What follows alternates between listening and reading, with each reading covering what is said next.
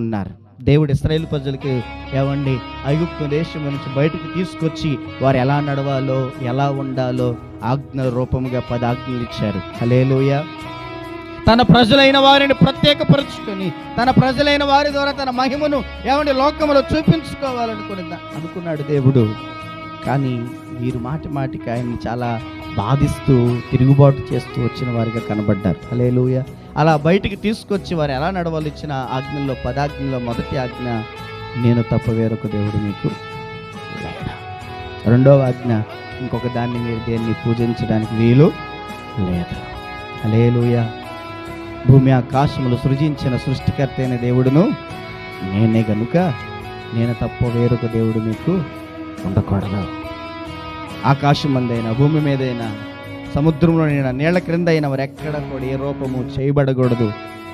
ఏ పోలికను తయారు చేయకూడదు. ఏ రూపాన్ని తయారు చేసుకోకూడదు. దాన్ని సాగిలపడకూడదు, పూజించకూడదు, నమస్కరించకూడదు.